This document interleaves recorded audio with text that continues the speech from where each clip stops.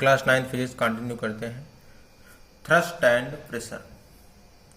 Thrust को upthrust के नाम से भी हम जानते हैं। अपथ्रस्ट को बायोंसी भी कहते हैं या बॉयंट फोर्स भी कहते हैं, और प्रेशर आपका दाब है। तो हम पहले थ्रस्ट की डिफिनेशन देखेंगे। If the force is applied on a surface in perpendicular direction then this is known as thrust, since the thrust is a force. Thrust is a vector quantity. यहाँ पे ध्यान देंगे, जो अपथ्रस्ट की हम बात कर रहे हैं, जब कोई ऑब्जेक्ट किसी लिक्विड में पार्शियली या फुली इमर्ज्ड किया जाता है तो वह लिक्विड उस ऑब्जेक्ट पर परपेंडिकुलर अपवर्ड डायरेक्शन में एक फोर्स अप्लाई करता है। इसी फोर्स को हम अपथ्रस्ट कहते हैं। फिर से ध्यान से समझेंगे। जब कोई ऑब्जेक्ट किसी लिक्विड में या किसी फ्लूइड में पार्शियली या फुली इमर्ज्ड किया जाता है तो वह लिक्विड उस ऑब्जेक्ट पर अपवर्ड डायरेक्शन में एक फोर्स अप्लाई करता है। ऑलवेज एक फोर्स अप्लाई करता है, जिसको हम अपथ्रस्ट फोर्स कहते हैं या बॉयंसी फोर्स कहते हैं या बॉयंट फोर्स कहते हैं। यानी कोई वस्तु अगर किसी द्रव में डुबोई जा रही है तो वह द्रव वस्तु के ऊपर की तरफ एक बल लगाता है। इसी बल को हम क्या कहते हैं? थ्रस्ट या अपथ्रस्ट या बॉयंट फोर्स या बॉयंसी, इसके कई नाम।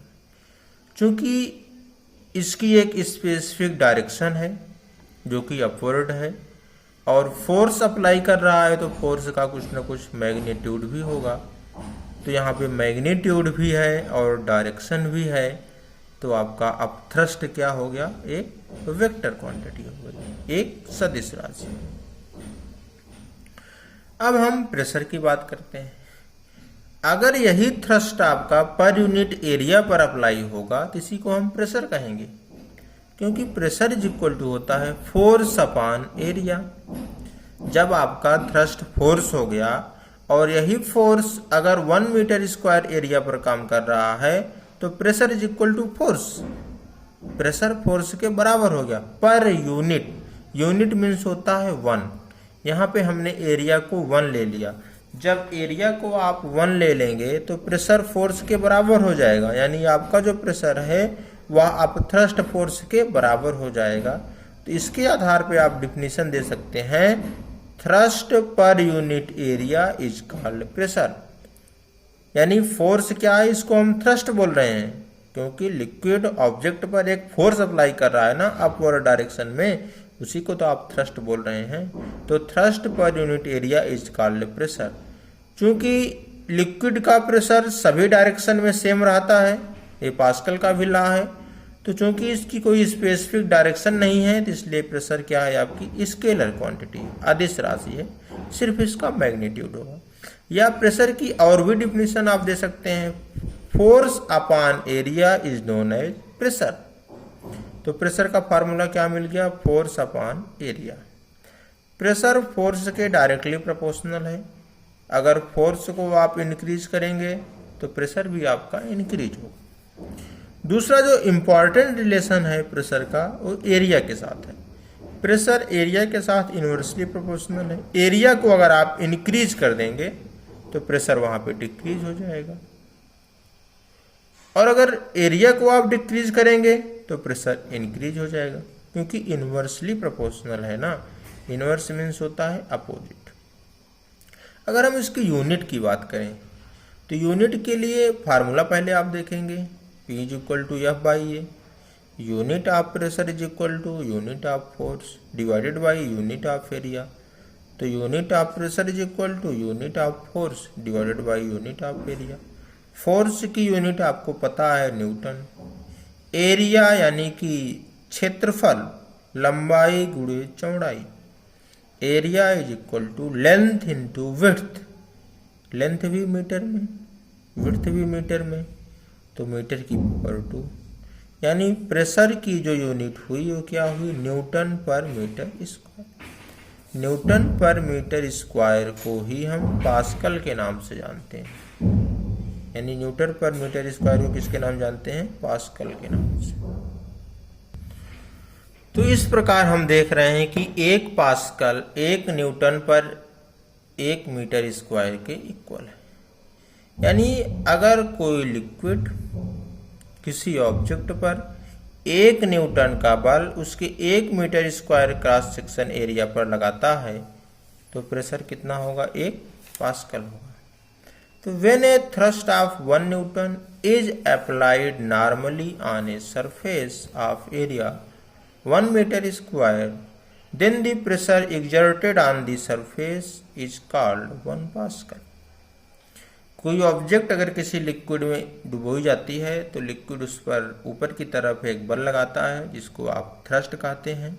यही बल अगर 1 newton divided by 1 metre square पर अप्लाई हो रहा है, यानी 1 न्यूटन का फोर्स 1 मीटर स्क्वायर के एरिया पर अप्लाई हो रहा है, तो टोटल प्रेशर कितना होगा? 1 पास्कल। इसकी और भी यूनिट है प्रेशर की, bar, BAR bar. 1 bar is equal to 10⁵ newton पर मीटर स्क्वायर। 1 बार बराबर कितना होता है? 10⁵5 न्यूटन पर मीटर स्क्वायर। ये SI यूनिट है प्रेशर का, MKS सिस्टम। तो 1 मिली बार, मिली मीन्स 10⁻³ तो 1 मिली बार बराबर 10⁻³ बार। तो 1 मिली बार बराबर अगर हम न्यूटन पर मीटर स्क्वायर के टर्म में देखना चाहें तो 1 बार बराबर कितना है? 10⁵5। मिली लगा है तो 10⁻³ इसमें से कैंसिल आउट हो जाएगा, 2 बचेगा। तो 1 millibar is equal to 10⁻² newton पर मीटर स्क्वायर। अब इस फार्मूले से जो pressure is equal to force upon area है, कुछ एक्सप्लेनेशन है। पहला एक्सप्लेनेशन है sharp knife cuts better than a blunt knife. यानी ऐसी चाकू जिसकी नुकीली धारदार है, यानी शार्प है, तो चीज़ों को आसानी से काट सकती है। In comparison to blunt knife, यानी जिसके सतह नुकीली नहीं है, यानी धारदार नहीं है, उसके अपेक्षा अच्छे से काट सकती है। ऐसा इसलिए है कि जो आपकी चाकू नुकीली है, शार्प है, उसका एरिया कम है। एरिया कम होने से प्रेशर ज़्यादा अप्लाई होगा। जो चाकू शार्प नहीं है उसका एरिया ज़्यादा है। जब एरिया को आप ज़्यादा कर देंगे तो प्रेशर क्या होगा? आपका कम हो गया, क्योंकि इन्वर्सली प्रोपोर्शनल है। एरिया को इंक्रीज करेंगे तो प्रेशर आपका डिक्रीज हो जाएगा, एरिया को डिक्रीज करेंगे प्रेशर इंक्रीज हो जाएगा। तो हम कह सकते हैं area under the sharp knife is less then the under A blunt knife. यानी शार्प नाइफ का एरिया क्या है? कम है, जिससे वहां पे ज़्यादा प्रेशर अप्लाई होता है और ये चीज़ों को आसानी से काट सकती है। दूसरा एक्सप्लेनेशन है the handles of bags and suitcase are made broad. Bag और सूटकेस के जो हत्थे होते हैं वो चौड़े बनाए जाते हैं, इसलिए कि P is equal to F/A, pressure is equal to force upon area. जब हत्थे चौड़े रहेंगे तो इनका एरिया क्या होगा? ज़्यादा हो जाएगा। तो उस हत्थे पर कम से कम प्रेशर अप्लाई होगा। यही कारण है कि बैग और सूटकेस के जो हत्थे होते हैं वो चौड़े बना देते हैं। तो by making the handles of bag and suitcase broad the area increases, hence the pressure decreases. Area increase होगा तो प्रेशर डिक्रीज होगा, क्योंकि इनवर्सली प्रोपोर्शनल है। ऐसे ही अगला एक्सप्लेनेशन है the tip of needle is sharp. सुई की जो टिप है, निडल की जो टिप है, उसको शार्प रखा जाता है। क्योंकि निडल शार्प है इसलिए उसका प्रेशर कम है, उसका क्रॉस सेक्शन एरिया कम है, तो प्रेशर ज़्यादा अप्लाई होगा। This decreases the area of contact between the pin and given surface. Therefore, a large pressure is exerted by the pin. Pin का क्रॉस सेक्शन एरिया कम है तो pressure ज़्यादा apply होगा। Pressure ज़्यादा अप्लाई होगा तो किसी भी सरफेस में आपकी पिन आसानी से वर्कआउट करेगी। तो यहाँ पे देख रहे हैं कि जो निडल है उसकी टिप शार्प इसलिए रख रहे हैं ताकि उसकी जो एरिया है वो डिक्रीज हो जाए और प्रेशर इंक्रीज हो जाए। एक क्वेश्चन है, a force of 200 newton is applied perpendicular to its surface having area 4 metre square, calculate the pressure. Pressure is equal to force upon area, P is equal to F by A. Force आपको दिया है 200 Newton, area दिया है 4 metre square, value रख दीजिए F by A. F कितना है 200 Newton, area कितना है 4 मीटर स्क्वायर, न्यूटन पर मीटर स्क्वायर। 4 को 200 से कैंसिल आउट करेंगे तो 50 आएगा, और न्यूटन पर मीटर स्क्वायर है तो पास्कल रहेगा, यानी 50 पास्कल। आंसर कितना आया 50 पास्कल। अगला टॉपिक है आपका पास्कल्स लॉ।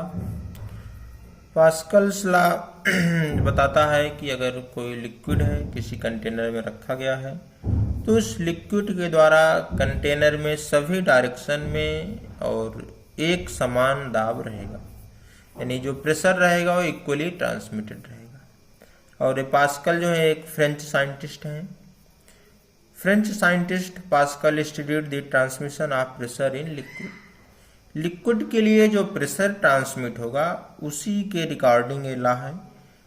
तो according to Pascal's law, in an enclosed liquid the pressure applied at any part is equally transmitted in all direction. यानी जो लिक्विड है किसी कंटेनर में अगर रखा गया है तो उसके द्वारा जो प्रेशर अप्लाई होगा वो इक्वली ट्रांसमिट होगा और सभी डायरेक्शन में होगा। अगली हेडिंग है आपकी Archimedes principal. Archimedes principle, when an object is immersed in a liquid, the apparent loss of weight of an object is equal to the upthrust and this is also equal to the weight of the liquid displaced। यानी कोई object अगर किसी द्रव में पूर्णतः या आंशिक रूप से डुबो जाती है तो उस ऑब्जेक्ट के द्वारा हटाया गया द्रव, डिस्प्लेस किया गया वाटर, उस ऑब्जेक्ट के वेट के बराबर होता है। यही कहा गया है इसमें कि जब कोई ऑब्जेक्ट किसी लिक्विड में फुली या पार्शियली इमर्स्ड किया जाता है तो जितना लिक्विड डिस्प्लेस होता है वो ऑब्जेक्ट की वेट के बराबर होता है। और अगर हम अपथ्रस्ट की बात करें तो इसका जो फार्मूला होता है V रो G होता है, क्योंकि अपथ्रस्ट एक लिक्विड के द्वारा अप्लाई हो रहा है ऑब्जेक्ट पर, तो वॉल्यूम भी लिक्विड का लेंगे, डेंसिटी भी लिक्विड का लेंगे, और स्मॉल जी आपका ग्रेविटी है जिसकी वैल्यू 9.8 होती है। आर्किमिडीज प्रिंसिपल का application. Archimedes principle is used to design, पहला, the ships and submarine. Ship और सबमरीन का जो साइज है इस तरीके से रखा जाता है ताकि वो लिक्विड में सिंक ना कर पाए। ऐसा आर्किमिडीज के प्रिंसिपल के द्वारा ही संभव है, क्योंकि आप देख रहे हैं कि जो लिक्विड डिस्प्लेस हो रहा है वो वेट के बराबर हो रहा है। तो हम शिप और सबमरीन का आकार इस तरीके से रखते हैं कि वो ज़्यादा से ज़्यादा लिक्विड को डिस्प्लेस कर सके और वाटर की सतह पर आसानी से तैर सके। दूसरा, the hydrometer determine the density of liquid. Liquid की डेंसिटी को निकालने के लिए हाइड्रोमीटर का जो डिजाइन होता है वो आर्किमिडीज प्रिंसिपल पर बेस्ड है।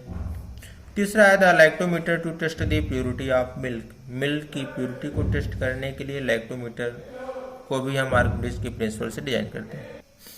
अगला टॉपिक है प्रिंसिपल ऑफ फ्लोटेशन, तैरने के नियम। यहाँ पे ध्यान देंगे तैरने के 3 नियम हैं और वो डेंसिटी पर बेस्ड है, घनत्व पर बेस्ड है। Density is equal to mass by volume. Density को हम यहाँ पे रो से दिखा रहे हैं, rho is equal to m by v. m क्या है आपका मास और v क्या है आपका वॉल्यूम और रो क्या है आपकी डेंसिटी। तो यहाँ पे ध्यान देंगे 2 डेंसिटी हमारे पास होगी, एक ऑब्जेक्ट की होगी, एक लिक्विड की होगी। तो पहली केस है when the density of object is less than density of liquid. अगर इस वस्तु का घनत्व इस द्रव से कम है तो द्रव की सतह के ऊपर आके तैरेगी। When the density of object is less than density of liquid, यानी ऑब्जेक्ट की डेंसिटी कम है इस लिक्विड से, जब कम होगी तो in this case the object will float over the surface of liquid, यानी लिक्विड के सरफेस पर आकर तैरेगी। Density of object is less than density of liquid. तो यहाँ पे पहली केस आपने क्या देखा कि जब ऑब्जेक्ट की डेंसिटी लिक्विड से कम होगी तो वो लिक्विड के सतह पर आकर तैरेगी। दूसरी केस है when the density of object is equal to the density of liquid. जब ऑब्जेक्ट की डेंसिटी लिक्विड की डेंसिटी के बराबर हो जाएगी तो ऐसे केस में जो ऑब्जेक्ट है वो पानी के सतह से नीचे तैरेगी, लेकिन सिंक नहीं होगी, डूबेगी नहीं, तैरेगी पानी की सतह से नीचे ही तैरेगी। तो in this case object will float on the surface of liquid, यानी लिक्विड का जो सरफेस है ऑब्जेक्ट के ऊपर होगा और ऑब्जेक्ट जो है सतह को टच करते हुए तैरेगी। पहले और केस में दूसरे केस में अंतर है, इसमें है ओवर द सरफेस और इसमें है ऑन द सरफेस। यहाँ पे सरफेस के ऊपर तैर रही है आपकी वस्तु और यहाँ पे सरफेस को टच करते हुए तैर रही है। थर्ड और लास्ट केस है when density of object is more than density of liquid. जब वस्तु का घनत्व द्रव के घनत्व से ज्यादा होगा तो ऐसी केस में आपका जो ऑब्जेक्ट है वो सिंक कर जाएगी, वो लिक्विड में डूब जाएगी। तो यहाँ पे तीसरी केस क्या है, ऑब्जेक्ट की जो डेंसिटी है वो ज्यादा है, किसके कंपैरिजन में, लिक्विड के कंपैरिजन में। तो ऐसे केस में in this case object will sink in the liquid, यानी जो आपका ऑब्जेक्ट है उस लिक्विड में सतह में, लिक्विड के सतह में बैठ जाएगा, यानी उस लिक्विड में सिंक कर जाएगी।